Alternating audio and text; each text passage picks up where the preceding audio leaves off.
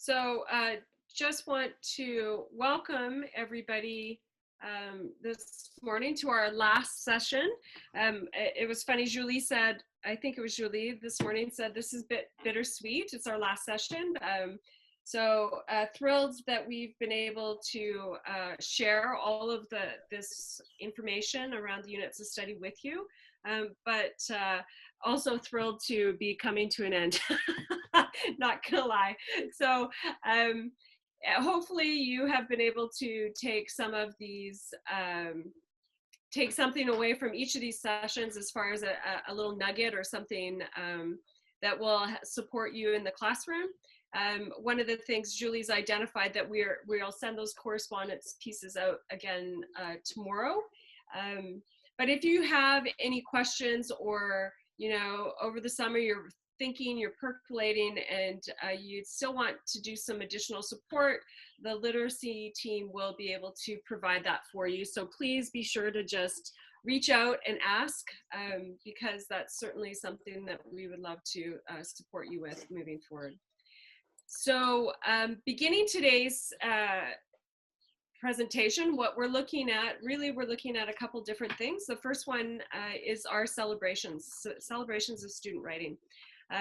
And I think one of the things about Writers Workshop is it talks about the importance of having authentic audiences, and that we are able to share our writing with our students' writing with a variety of people. And so what we wanted to do is today spend a little bit of time just talking about some celebrations that we are familiar with, and just echo that importance of celebrating student work, and that process to which they got to that final piece, that polished piece, because the value is in not just the product, but also the process to get there. So Julie, do you want to speak to the picture on the slide that we're looking at right now? Yes, we're going to show a few examples for you of some celebration, and I just wanted to highlight this one from Nick Stabler from Winsound School in Rockview. What I love about this, and I'm going to share what he did as an example of celebration. Now, you need to keep in mind that Nick has been doing Writers Workshop for many years. At that school, what he did, he teamed up with the grade 1 and grade 3 classes at the school, and then they all did the narrative unit together at the same time. Nick's students kind of became I was wondering, like, I thought he was at your school prior to where he is now. What they did is that Nick's students in grade 5 became the buddy writers of the grade 3, and the grade 3 kids became the buddy writers of the grade 1. They decided to do the unit together. They all used the same theme for their school. The school was opening, I think it was the first year or the second year opening of that school, and the mascot of their school was a wolf. So the 3 classes decided to choose a wolf as something that they would write stories about. But they did, like the picture on the right is a celebration where Nick got the books published, and each students were able to buy the real book. And with the big book reveal, it was amazing. The media was in, the parents, like you can't see now in this picture, but the gym was full of people. So this is one example of a celebration that you can do. The big key thing with celebration is you want to give the feeling to those students that they are writers. So everything in this, like when you look at the lesson, in the script and the lesson, at the end of each lesson of the mini lesson, you always send your students saying, okay, off you go, writers. Like, so you're always referring to them as writers. I love this slide because this is an example of Barack Obama's speech. And as you see, it's messy, messy, messy, messy. But we don't care about the messiness. What we care about is the message that's being delivered. And this is something that I love about Writers Workshop. It's not the final copy that's the most important. It's not that it has been that the kid printed it all well and pretty. It's the process to get there. That's what we're celebrating. We're celebrating them as writers. That process is going to elevate their product. So that becomes really, the two of them are tied together. When we look at these spaces, and we've shared this, and we've also talked a little bit about the importance of having a common space that is for published work. And again, this speaks to the whole need of having authentic audiences, and that it's beyond just the teacher's eyes, but rather they're getting feedback from their peers. They're getting feedback from visitors to your classroom, to your school. One of the most powerful things that I took away from a trip that we took to go to Sir John A. McDougall in Edmonton, which is a writers and readers workshop school. The entire school is built around this framework, and all the teachers are engaged in it. And what I really struck me when I walked in was the fact that their hallways were covered with pieces of writing, that it was everywhere in their school. And so, often we can say the culture of a school is, you can get a sense of that based on what they have on their walls. And so being able to have these published spaces for our writers is really important. The other thing that I think is really interesting, so that we put a couple different pictures in here, but the one on the right, I think is great, because what it's showing is, this is where I started, this is where I am now. And so again, the celebration is not just of the final product, but rather that progress that students are making over time. The other thing that you'll see, even on the far right, you're doing an excellent job, Lauren, is the feedback on the stickies. And so this is a really powerful piece as well, having our students do gallery walks with Post-it notes in their hands, so that they're looking at their colleagues' pieces, and they're making comments. And the comments are going beyond, and of course this is something that we're going to have to teach our students, but going beyond just the good job, or that they're actually speaking to the craft of the writing, to how they were, what is it that they're really resonating with when they're reading that, and that becomes really powerful. You'll see on this particular page, again, the importance of, and this might be a little bit younger, grade 5, like, it doesn't matter, that the visuals also become really important. I know I did a project with my grade 9 students, and we went over and we worked with our grade 5 students from a different, thank you, son. From our tri-site, our feeder school, and we had, my grade 9s wrote the story, and then the feeder school did the illustrations, and there was that collaboration. So I had an illustrator and the author, and it was really awesome. And then the grade 5s decided that they were going to actually write stories of their own, and so being able to celebrate that partnership was really powerful for both schools. The reason that we included these, here's some other examples of how you can make these, share some of these assets that you're creating. So the one on the far left is where they have created their own little book boxes, and with it is a QR code. And I did this with my grade 9s, and so they read their stories, and they recorded them. We attached a QR code to it. Anybody that had a phone could come up and do the scan and listen to the students as they narrated their stories. Was a really powerful activity. The far one, again, this one's talking about a fan page, which I thought was fun. So again, instead of doing stickies, they had fan pages underneath the writing, and you could put your commentary on that.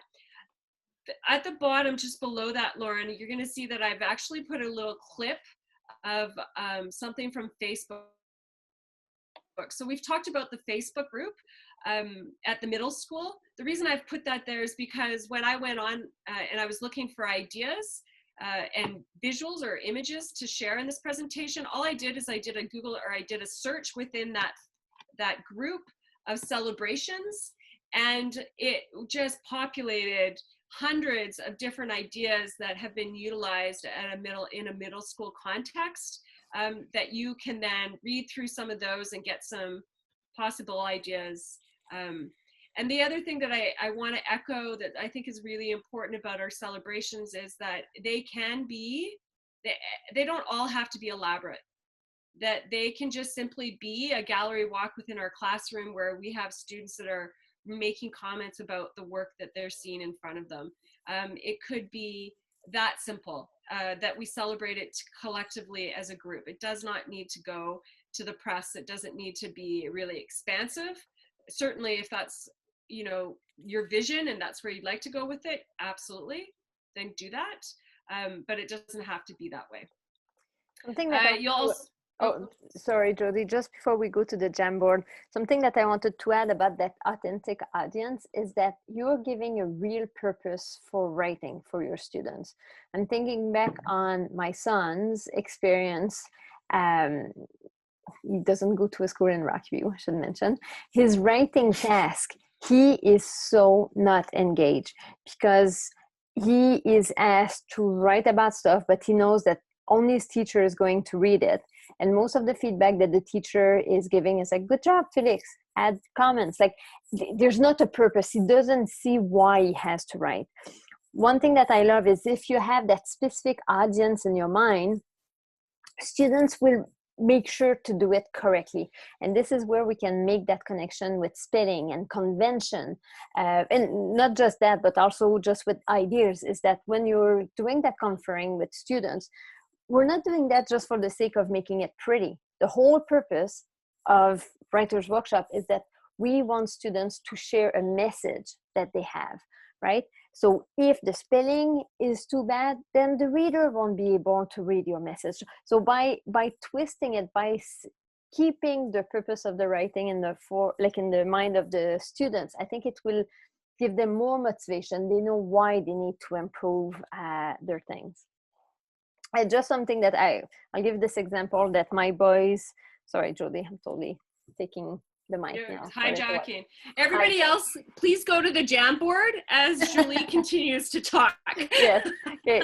Let's put Jody, can you put the link in the chat box? The example that I want to give about that audience is, I'll give you the example of what my boys did the first week of this learning at home. One colleague of mine is home with 3 young kids, and she struggled with working and taking care of her 3 kids in a very young age. So my boys are in grade 4 and grade 6, decided to do read aloud. But in their mind, they knew that they were doing the read aloud for the twins that my friend has, who are 3 years old. Well, because my boys did that read aloud, they recorded themselves and they actually learned how to use iMovie and to post it on YouTube to share with those 2 little boys of 3 years old. They had that public, they had that audience, and the message, it's funny because I asked my boy, I said, just read the book to them, they love it. And one of my boy kept changing the word. And after I said, like, why did you change the word? He said, Mama, he said, the little boys, the twins are only 3 years old. In the book, it says the word hen. Those little twins would not have known what hen meant. So I changed it for chicken. Then the other kid, my other son, my grade 6, kept making like facial expression like this. I said, what was that all about? I said, Mama, I know that the boys were going to watch it, and I wanted to make sure that they would stay engaged in the story. So I'm just sharing this as an example that my boys were doing that task, having a public, they knew exactly who they were doing it for, and it changed the way they did it. It gave them a purpose and they could adapt it. So I think this is a good example to do this in the writing. Okay, I'm done, Julie. Yeah. Thanks, Julie. So someone put up ensuring meaningful feedback from kids, and that you mentioned training them. Yeah, so like providing and modeling some of those skills are really essential for our students, and what kind of comments they should be focusing on. And so if they're constantly seeing you make comments around, you know, I really like that you're using this strategy and those sorts of things, then they're going to start to emulate those kind of behaviors. And so that becomes really important to thread it as much as you can. And you said, I try, but it's good, more details. Absolutely. But I think something that'll be starting to evolve. And especially if we're in a school where vertically we're starting to see our kids are coming through and utilizing some of these strategies, that evolution will happen with more consistency. and it won't be as rigorous because you're all sharing the load to build that vertically. And I Yeah, think too, I like this one about the idea of entering stories into fairs. There are all sorts of, and we try to tweet out ideas about potential fairs or contests and those sorts of things. And so that's an excellent way for kids to start to see that student work. Lauren, you were going to say? Yeah, and even just like that meaningful feedback, like training them, give them prompts, give them actual prompts to use, post them in your classroom, post them on the whiteboard, give them as little cue cards so they can get an idea and the understanding of language. And then once you're using those checklists, so there's a specific area that they're looking at, like, hey, I'm working on my lead right now. Here are some pieces of feedback for lead or questions that you might ask to get more information. Exactly. That's exactly what I was going to add, like using the checklist that we talked about yesterday. This is what students could use to give feedback to each other. Excellent. Yeah. And I think the other piece of that is that when we start to value the comments that they're making, and we start noting the comments that they've noted in their feedback, that too is also going to start to share or become an embedded practice within your room. I'm seeing Padlet. This is fantastic. This is a good idea to do the Padlet, definitely. And anything, like especially if you've got the FOIP, share it not just to the, like make it shareable, like put it on Twitter, make it so that there's a whole wide audience, right? Let's not just keep it to us, but let's make learning visible. Oh, that's an excellent idea. And then do gallery walks on with the trifolds. Really great idea. Is everybody noticing that I need glasses because I have to keep making this bigger to read them? Oh, Jody.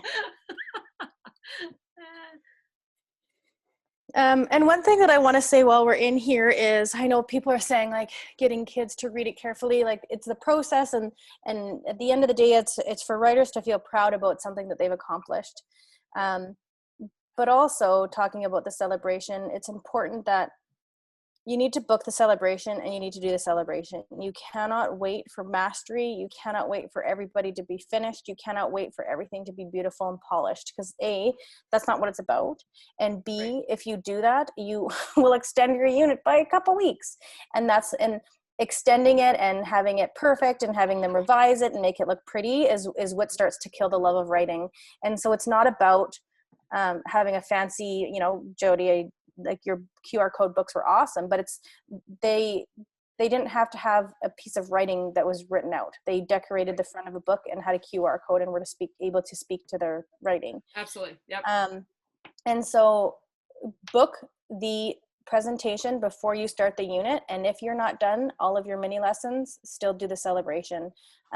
It's mastery. You need to let go of that mastery piece and understand that the process of Writer's Workshop is gaining an understanding of all the elements of writing and becoming a better writer rather than having a perfect piece of writing. Yeah. One thing that I will speak to, and then I think we need to move on, is I noticed like in some of these people are attaching student names, and what made me think about this was the comment about as a tricky media and protecting student identities when online. I was thinking about that in the context of a class, right? And sometimes students don't feel comfortable sharing their work. And so one of the ways that I got around that is I used to use either student ID numbers so that I could identify them, or I wouldn't have students, if I was publishing or showing something, that their names weren't necessarily attached to them. So that way people are paying attention to the work as opposed to the person who had done that work. Because I know that especially in middle school and high school, that can become really a tricky thing. So Lauren, let's get back into to nitty gritty of what you can to the nitty gritty, really because I think this is so the second piece that we are, and I'm going to turn it over to Lauren to take it away. But the second piece we're looking at today is the assessment and how it relates to our curriculum. So Lauren. So if you were with us yesterday, we talked a lot about formative assessment and student checklists and the learning progression of writing. And so today we're going to talk about more of that summative assessment piece. And one of the things that we had talked about yesterday, and if you're not here, I'm just going to explain what this term on demand is. And the on demand essentially is a writing prompt that you give every student in the class. And it has some specifics about the genre. So if it's a narrative, for example, I want you to think of a small moment, and then they need to write a narrative piece of writing about said prompt. Within the prompt as well, there are some criteria. So make sure you have a beginning, middle, and end. Make sure you have development of character, whatever it includes. So it's a prompt with criteria. The students are given 45 minutes to write, and then you have a piece of writing from them. The piece of writing that you get from every student has the exact same criteria. So then what you can do is you can use as an assessment piece for several different things that we're going to talk about. And yesterday we said that the final on demand is your summative piece of writing. But one thing that we want to talk about, just talking again about Ann Davies' work with the triangulation of data, you have observation, conversation, and product. And the product of the on demand that you're going to get at the end of the unit is not the one piece that's going to contribute towards their mark in writing. That's not the one piece that they're like, oh, here's my summative piece. I'm going to put that in my little bank of things. And then when it comes to actually doing a final grade, that's what it's going to be. So we need to really be aware of that, because the example that I give is, okay, it's time for the on-demand day, but your student comes into class, his parents got a huge fight last night. He woke up and realized that his dog, who's really old, has gotten really sick. He's worried about it. And then his brother, him got in a fight on the way to school. So he is not in the mindset to probably give you his best piece of writing. So for you to use that one piece of product towards his summative grade is not necessarily the best option. So using observation, conversations, and product, and those observations and conversations and its ongoing thing is what's going to give you a good idea of your snapshot as a writer. And for your RTR schools, this is something that I've talked a lot about, because observation and conversation is something that I use so much in my practice. And there are ways that you can put those into PowerSchool if you don't already know. So that's something that we can talk about. So what we wanted to do, we know that not everybody's an RTR school, but we wanted to show you a couple of nuggets that are going to help support you when it comes time to connect the curriculum to the units of study. So the first time is the real-time reporting I can statements.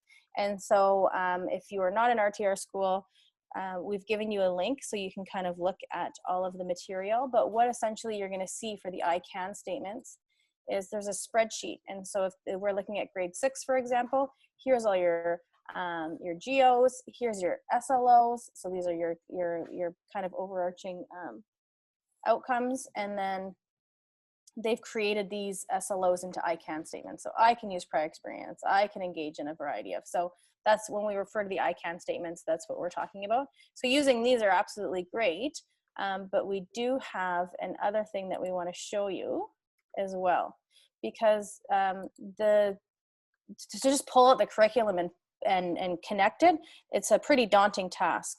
And we know that in ELA there are lots and lots and lots of outcomes. So one thing that Edmonton Public has done is they've pulled all of the writing specific outcomes, and they've created a document about it. So it's called the Writing Behaviors.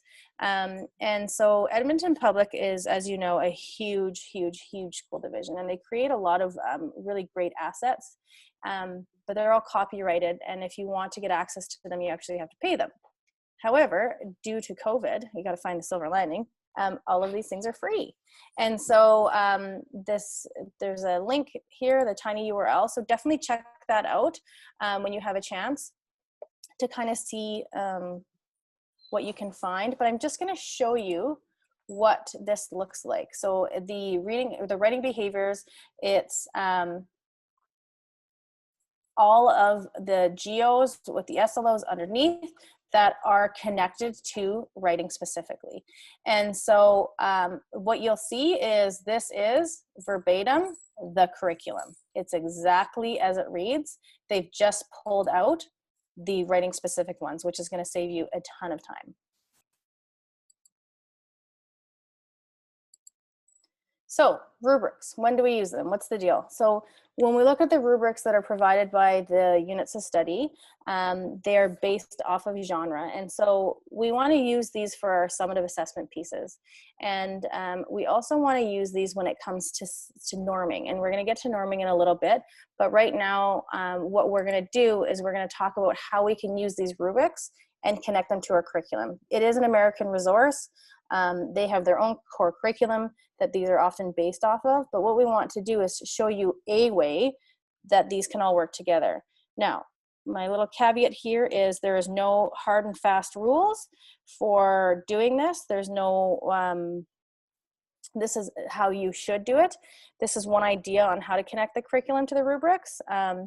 And so we're going to walk you through what this process can look like. So what you want to do is you always want to start with your curriculum. You're going to start with a program of studies, and you're going to identify what outcomes will marry nicely with the genre you're teaching. So our example today is narrative. So what are some of these outcomes that are going to fit really nicely with my narrative unit that I'm going to be doing in workshop? Then what you want to do is you want to kind of pull out and define your must-dos or your really important nuggets, and then kind of see where those connect within the rubrics. Take a look at the rubric from the units of studies, and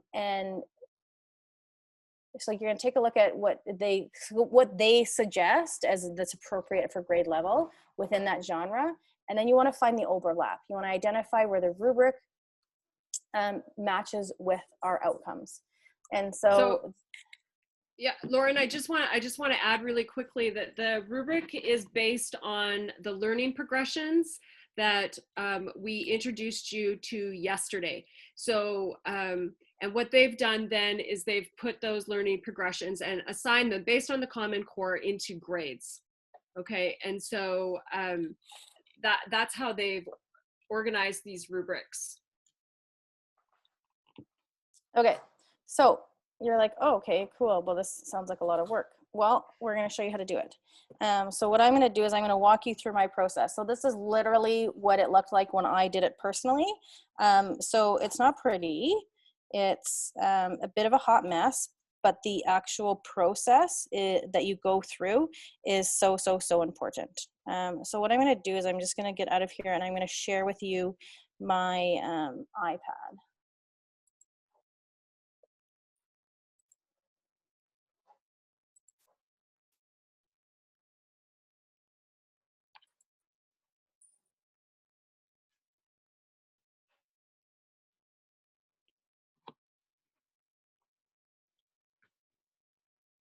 Okay, so what I have here is I have our curriculum. And so the first step, as I said, that I'm going to do is I'm going to take a look at within this document, what is going to kind of support me in my narrative genre. So for today's kind of little demo, we're going to do grade 6. And so what I did when I did this planning is I will mark these up. So I'm using this Edmonton Public document because, as we said, it literally just takes all the writing stuff out. So what I did at the very beginning is I just wrote down that this is my narrative document, okay? And then what I do now is I go through and I read through everything and I kind of find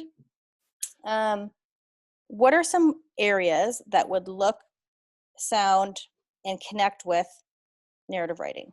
So I could see here, exploratory communication, to share personal responses, develop own interpretations. That's a huge piece of narrative writing. So I'm not going to go through the entire curriculum with you right now, but what I am going to do is I'm going to show you kind of what my process looked like. And so as I went through, I would highlight things and then I would write notes. And so one of my notes for this, for example, is this is probably going to come up in elaboration. And then I just continue to go through. So what I'm going to do right now, though, is I'm going to pull out a specific area that I feel is kind of really connected with narrative. And then I'm going to show you what my exact process looks like. Oh, look at Jody's already in here. Okay. Oh, sorry. That's all good. Okay, so this specifically, I feel, is a really good area to look at. So creating original text. So I'm gonna just read through this with you, and I'm gonna highlight. So generating ideas, choose life themes encountered in reading, listening and viewing activities, and own experiences. Okay, so life themes from own experiences, that's a huge piece of what we're gonna be doing. Creating a piece of writing. And I'm gonna keep going. Okay, literary devices. Okay, imagery, figurative language. Oh, to create particular effects. Okay, particular effects. Again, come back to that. What kind of effects are we going to be talking about? Again, keep going. So looking at defining purpose, audience needs, forms, organizing ideas, details. Oh, that's really interesting. I think that we definitely need, when we have a piece of narrative writing, there's going to be a lesson, a purpose, right? Also, depending on who my audience is. Okay. Right. So all of this is important. So I'm going to go through and I'm going to highlight my entire curriculum. And so it's going to look really, really marked up. Another thing that you would have seen on my piece of paper is when we look at this is a huge one, right? This is a big anchor when it comes to narrative text. So I'm going to keep going. I'm going to look through the entire curriculum. I'm going to decide the what's what. Then what I'm going to do after I've looked and I've decided what I feel is important within this genre is I'm going to go and I'm going to take a look at the rubric that Writers Workshop gives Lauren, us. do you want here? I can erase some of my comments, right? Sorry, That's okay. My But bad. I want to point out again what you said, Lauren. You started with our curriculum first, and I think that's Absolutely. the main thing. We don't start with the rubric. That's not our curriculum. You started with our curriculum first. If you update it, Lauren, if you refresh, then my stuff will be gone. Sorry. Yeah, that's okay. That's fine. It's all good. Like I'll just because my iPad doesn't like to refresh. Okay, so now because I'm looking at grade 6, I'm going to see where our curriculum fits and does it fit within grade 6. So I'm going to start to go down to the writer conveyed ideas and information about a subject in well-structured text. Sometimes she incorporated arguments, explanations, stories, or procedural passages. Okay, I'm sure. No, this is information writing, Jody. No, you've clicked into the information writing one. There's two. Oh, here. Never mind. Just kidding. I was like, that doesn't really sound like narrative. Cool. Okay. Sorry. I was like, okay. Okay, so the writer wrote a story. Here we go, grade 6, redo. The writer wrote a story that has tension, resolution, and realistic characters and also conveys an idea, lesson, or theme. Okay. I'm sure I could find that in there. I'm also curious what grade 5 says. The writer wrote a story of an important moment. It reads like a story, even though it might be a true account. And I was like, okay, well, in my own professional judgment as a grade 6 teacher, I feel like we can go past that in grade 6. So now what I want to do is I want to go back to my curriculum and I'm going to see where I can find those connections. So just because this is the one that we went through together, choose life themes based off of own experiences. So to create a piece of writing, and then using some literary devices to create these particular effects or to help portray the theme. It's kind of how I understand it. So now I'm going to go back. I feel as though this definitely lends itself nicely. So I would definitely argue that this is good. It's a grade 6 outcome. That's outcome 2.4. And going back, looking at my curriculum, I actually had 2.3 under here because we have so connections among plot, setting, and characters. Techniques such as imagery, sound, flashback, voice inflection. So these are also some things that I find incredibly important. And I'm just going back because I know that they're there. So I would also argue. So you're certainly going to see that in your transitions, right? Yeah. When you're looking at the setting of tone and mood, point of view, perspective. Yeah. So now I'm going to go on to the next one. The writer wrote a beginning that not only set the plot or the story in motion, but also hinted at the larger meaning. So I just am going to hinted at larger meaning, introduced the problem, set the stage for the lesson to be learned, or showed how the character relates to the setting in a way that matters to the story. Again, I'm curious. I'm going to go back to grade 5. Right over a beginning in which he not only showed what was happening and where, but what also gave some clues what would later become a problem for the main character. All right, let's take a look. Okay, back into my curriculum here. So the first thing that sticks out to me is determined purpose. So that's an important thing that needs to be happening in the lead. Also thinking about like themes that would arise. Yep. Also going back to also just this connections between characters, setting, plot. So now I'm going to go back and I'm going to go back again.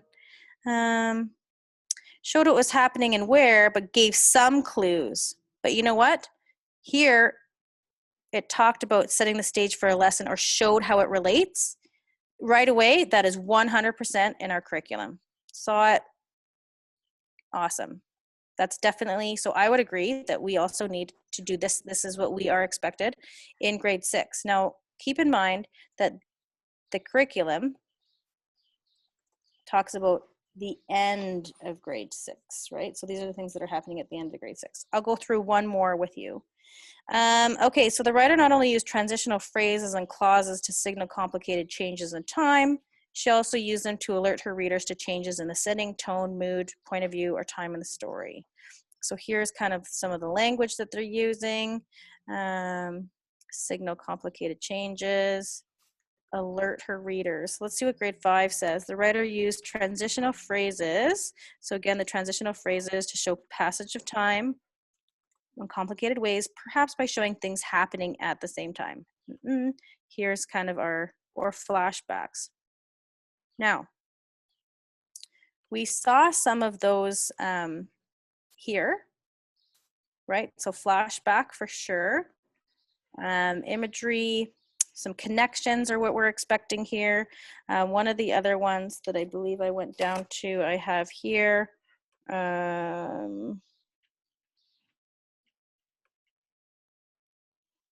So then we talked about some use of language that we could talk about.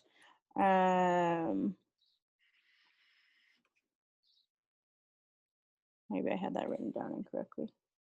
Anyway, so long story short, so the big thing for me that I'm looking at now is this complicated. It was in the share, Lauren. I just saw it anyway. Okay. Thank you. Let's go back because I share and review. Yeah, right up there. So yeah. Communicate information or ideas through print text. Sorry, and then can you scroll down just a little bit more? Oh, other way. Right in there. Varieties of organized information and variety of strategies and techniques. That's more informational. Oh, the section developing conclusions. And then, but the thing too that I find is important here, so I'm going to revise, because in that time that you're going to get an on demand, or that the writer is going to be writing in that process, the conversation observations that you're having with them, you want them to revise to expand relevant ideas. So that's also something that's really important for me to look out for with the students. And so now I'm going to go back here and I'm going to take a look. So we have, here's what's sticking out in my mind. We have flashback here. Now, setting tone and mood, it definitely talked about mood here. Would I expect all of this in transitions in a piece of writing, a narrative writing for my grade 6 students? I don't really know. I don't know. I'm not sure. I don't know. You know what I'm going to do? I'm going to just put both, and I'm going to put a big fat question mark. So you're going to go through your entire rubric like this, and then you're going to be able, at the end, what you're going to do is you're going to have all, and I promise you will. So I think we had 2.4, 4.1. You're just going to keep going, right? So what you're going to see is that our curriculum aligns really nicely with these rubrics. Yeah. So, and like, so elaboration and craft, There are, Oh, there's some of my writing, yeah, 2.4, yeah, 4.2. yes, yeah, exactly. And so like what I had for craft and elaboration, oops, right? So, oops, and 2.4. So like, look at all of this. So craft and elaboration. So does it connect with the program of studies? Absolutely it does. However, the most important thing you can do with this information is work with your colleagues. Because if I had something about that I wasn't sure about, especially here, because I'm not really going to be, my rubric isn't going to be like grade 6, yes, complete. That's progressing. Like, that's not how this works.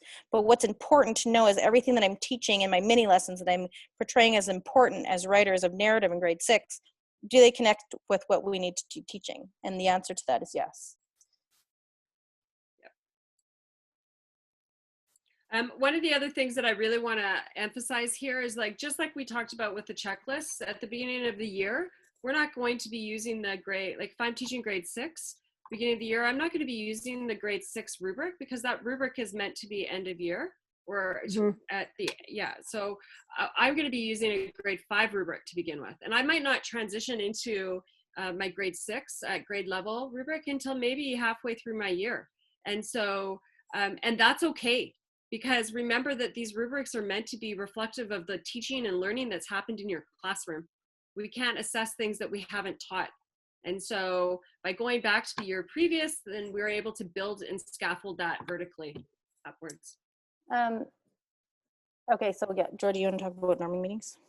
Oh yeah, sorry. Okay, so that takes us to the norming meetings. And I'm gonna tell you that over my teaching experience, the norming meetings have been such a powerful professional learning opportunity for me. And essentially what a norming meeting is that where we take a common piece of work that our entire grade team gets together and looks at that specific piece of work. And then we assess that student's writing based on common criteria. So based on the rubric. And so what's really important is that when we're looking at that particular piece, then as a team, we're coming to consensus about where that specific piece falls within the criteria of that rubric. And so what we're suggesting, what we talked about yesterday, is how those on-demands that you're creating, having your students do, give us a really excellent piece to be able to look at, and then to be able to do some norming around so that we can create some consistency within your team about what those evaluative pieces actually look like. And the other powerful piece of this is then we can also do this in a vertical way so that we know at grade 4, this is what writing looks like here in our school. In grade 5, this is what a narrative piece would look like, and so on. And so, which is really powerful because the on-demands offer the same prompt for that very purpose. And the prompt remains the same from grade 3 all the way up to grade 8, so that we can be comparing apples to apples vertically within our school context. One of the things that's really important, and one of the reasons why we as a team haven't gone and just done this work and given that to schools, is because the power of the norming meeting actually comes from the collaboration. I will tell you that when I went to Edmonton and I was marking diploma exams, that one of the most nerve-wracking experiences I've had as a new teacher was having to share my justification around specific exemplar pieces. But what I found is that I knew what I was talking about, and I was able to justify what it is and why I was making those decisions. So it provided me with some real strong confidence in my abilities, but it also gave me an opportunity to consider and think about how other people were viewing and looking at specific pieces of writing and what was really important to them and why they were assessing based on the rubric that we were provided. So a really great opportunity. We've done it. I've been in this in grade 9 and in grade 12, both of those. And it's a really firm sort of consistency among our team. And so you would do that with one collective piece or a couple collective pieces. And then what you're going to do is then you're going to start to do that as a collective team, bringing in your writing. And Julie, do you want to talk to that experience? a little Yeah, I bit? was going to say, I know in one of the school where I worked, the discussion in the school was like, well, what does a mastery look like? Like thinking on those descriptors, what does limited looks like? What's an emerging? And even within each grade team, there was always discrepancy, like people could not agree. So what we did was exactly that. We used exactly follow the same process that Jody shared. We were marking one example all together, and then the next time we all brought our on-demand or our piece of writing, and then each teacher had to read, and then we created 6 files on the table, and we had to put those copies in those files. And then after we read and say, oh yeah, that's true, this is a mastery, or this is, and it just helped creating that consistency. Yeah, so it's really important. So we last year we had a writers workshop PL, and we did that. So we gave everybody there, and there was like probably about 30 people, a piece of writing, and the grade level equivalent that we got back was between grade 3 and 6. That is a huge span. And so that's why this norming is so important, because, you know, like our literacy team isn't here to tell you that, you know, here's all the GOs that this rubric covers, and here's what a mastery and writing of grade 6 narrative looks like. That's a conversation that you need to have as a team.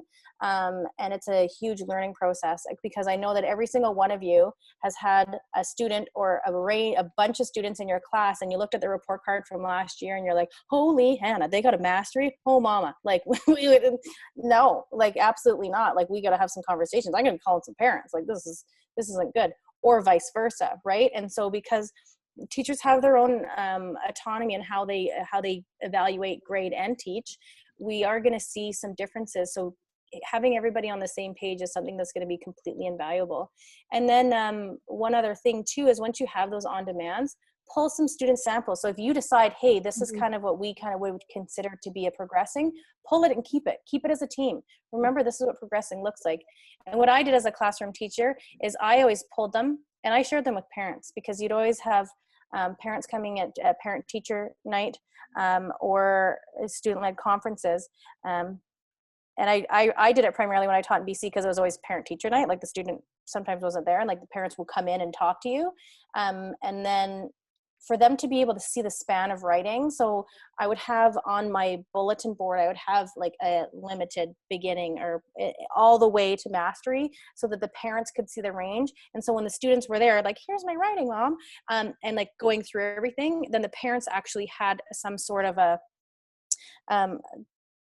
understanding of how that yes, like something to relate back to. Yeah. I'm doing better today, but earlier I could not speak to save my life. And so I think that's really valuable, and especially now that we're working with middle school students, for them to see that, hey guys, here's a sample of writing. This is what a mastery looks like. Here's what we want you to work towards. But also knowing too that when we look at report card marks and we look at these rubrics and we look at what the expectations are, what I would do is when you saw me go through that rubric and I was like, I don't know, like, where do you think this falls? Like, how would we say this? And there's weird, like, particular effects. Like, guys, what do you think particular effects means in the elaboration part of the curriculum? Because it is vague in a lot of areas. But also understanding that this curriculum is meant, these are the expectations that a student will be able to do by the end of grade 6. Just to keep in the back of your mind. Yes. Yeah. So some awesome comments in the chat, and so we want to actually kind of segue right into that and say, okay, so what you've heard us talking, what are some things that are really resonating with you? What are some questions you might still be having? What are things what's circling in your head? Please put them in the chat so we can address those now. Yeah, I like Danielle's ideas of doing it with students. I think this is really good. It offers that clarity, right? Like, which is the whole intent of having I can statement, is that students know what they're working towards. So why not providing that concrete example? And that's something that Jody didn't, I think you mentioned it this morning earlier, but those norming meetings sometimes get quite heated, right? Because each teacher's got their own opinion, but that heat or that missness, that strong discussion is extremely valuable. Like, this is part, it's very valuable. Absolutely. And Mhm. I Yeah. think that's what Yeah. it allows us then as a team is to identify consistent expectations, speak to texts in or skills actually within our grade, um, in a very user-friendly way, so that we're sharing the same sort of jargon and content. And that's why it's really contextually based. Like it's really, it's going to change. Between the 54 schools in Rocky View, we would not be able to have, we would have similarities, but there will be some uniqueness between context. And that's one of the other reasons why this is really something that needs to be done within grade teams, within buildings. And then potentially beyond grade teams to look at that as a vertical alignment for our entire school. And what you will also see is within Writer's Workshop, within some lessons, it'll give you in your resources, because every single lesson will be like, here's the things that you need. There will be student writing samples. And so not only at the end, hey, for assessment purposes, here's what mastery looks like, but also looking at a piece of writing, but as a team, as a class, as a collective, talking about how could you change that writing? How could you boost that writing up if there's something specifically you're working on with your mini lesson? Also something you can do with your own writing. So do a really brief piece of writing and share that process in your mind. You know, I feel like I need to really work on my elaboration within my piece of writing. Here are some things that I'm going to do to lift my level of writing, so you can make your thinking visible to students, so that when they are sitting with their piece of writing, they're like, oh, I need to make it better. Like I want to get advancing, or whatever it is. If they are motivated by grades that way, is showing what the process of that revising looks like for them to see, to make their work better. Yeah. And you know what, Kendall, you have an excellent idea. Certainly it's easier for us at grade 3, 9, and 12 to be able to do that work using the examples from the PATs. And so certainly I would absolutely be using those as exemplars, so that kids can see what does that look like when we have a straight 3 or a straight 4 assignment. And that's part of the protocol or the norming that I've been a part of. The other thing that I would say is that even using the samples from the units of study, between a grade 3 sample, 4 sample, and 5 sample, you can see that the connections to our curriculum are throughout. That also is a really great way to look at that. And so take off the, and we've done this with teachers before, is where we've given them 3 levels of grade and said, okay, so this is like grade 3 to 5. Tell me where, using this rubric, where do these fall? And that collaborative discussion then ensues around what meets what criteria and why. Yeah. So we've left a few minutes just for questions, comments. If there's anything that's burning that we didn't talk about at all, if you want to go back to, say, mini lessons or something that you're not really sure about, please either just unmute your mic or put it in the chat, and we will stick around a little bit for you. The one thing I will say is, if you want support with any of this, please let us know. So like even going through the curriculum and connecting it with the rubrics, or connecting it with what you're covering, please let us know. Because one of the questions was, there's a history unit. So, I can't remember specific off the top of my head, because there's one in grade 4 as well, and it's all about American history, so not exactly related to our curriculum. So then what we need to do is we need to make that connection then to Canadian history.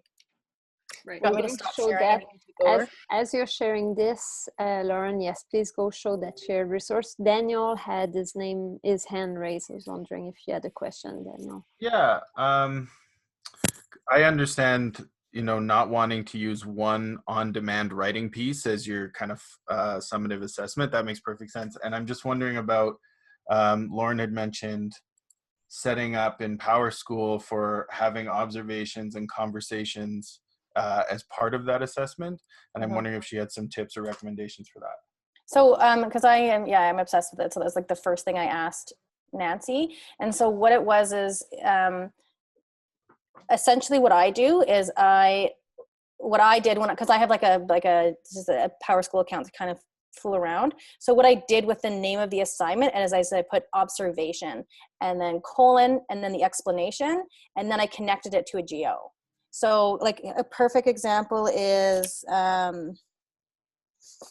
like there's things like understanding, review and share, communicate, like select, whatever, work collaboratively to revise and enhance, print, right? So that's GO 4.1. So in my conversation that I had during conferring with the student, I was able to cover that GO, and here's how I feel they're doing, right? And it could just be a formative mark, but going forward, look at all the conversations that I've had about this GO or all these observations, as well as these products. Here's a really true snapshot of how that student's doing. Mhm. Yeah, and then in PowerSchool, it'll give you, so for example, like on that specific outcome, it'll give you all of the different pieces that you've put in, assignments that you've put in. It'll kind of give you a base of like, okay, so this student is obviously progressing because the majority of those pieces, I think it works on the mean. Is that right, Lauren? Do you Mhm. remember? No, Yeah, don't and that, don't. and then it but you as a professional get to ultimately make that decision based on that outcome. Mhm.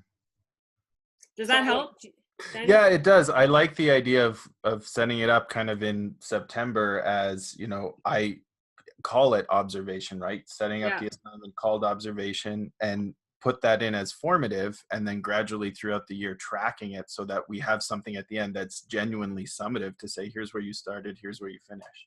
Absolutely. And if you so in a presentation that we did around the PowerSchool, that's what all of our assignments began with like either observation, conversation, or product. And the other piece of that allows you to do is it allows you to ensure that you have some real balance around your assessment. And if you're able to build it like that from the beginning, then as you say, you can be able to see that over the course of the semester and the term, the year. Oh, is this the one that you're thinking of, or the Well, other? this could be, you can Yeah. show this one too, yes, because Judy had a question and that would answer. So this one and the other one that you had open earlier as well. No, oh, okay. So these are found in the resource folder. So we've shared the links we will share the links, but in any other memo that we've sent you, we've had it. So this one is from the grade 4, but as you can see, they've made all the connections with the resource. So you can still use the same teaching point, but you're just going to use, that's when you're doing that crossover, that interdisciplinary, right? Like where you can use the stuff from social studies. So this is the example for grade 4. And then the other document that Lauren had was a specific grade 6. And this was done by Rocky View teachers, I'm pretty sure. It shows you how they've taken it and changed it, right? And the connections that they made around different subject area. So you will find those 2 documents. We've put them for you in that resource folder that has been shared with you. Lauren, one other thing that I wanted to share with people was around Heinemann. And again, one of the silver linings in COVID and working remotely is that Heinemann and Teachers College have opened. So in your digital resources, once you've registered your kit, if you go under the general information, which is the first tab within your unit, great, thank you. So if you go in, Lauren, to any one of those and then go into general information. And then you'll see general information and you'll scroll down. You'll see that there's a remote learning resources. And so what they've done is they've actually made the COIL binders or COIL books available digitally. And now they didn't do all of the units, but what they did do is they looked at kind of the scope and sequence of where teachers probably were within their school year. And then they have made those resources available digitally as a result. And so that might be somewhere, if you don't have the kits at home, but you're registered, then you can go in. This is an example of shaping text. And so it is the COIL binder, and it has all of the lessons in it that you can reference. Is it downloadable? I do not believe it is. But good question. Yeah. Any other questions? do we have clarity around some of those big issues? Was that helpful around the making those curricular connections? I'm just looking at Daniel because you're the only one that has your face You're the up. only one giving us you're like the brave soul. Oh, Kim, thank you, Kimberly. how was that? Okay, here. Are we good? Thanks, Kendall. Okay, so you know, just in closing, you guys, we just want to say thank you for joining us. Hopefully you found some value in some of these webinars, and please continue to reach out if there's something that's like really you think about, percolate over the summer on, and you need support in the fall. Please make sure that you're tapping into the literacy team to support you and your team moving forward.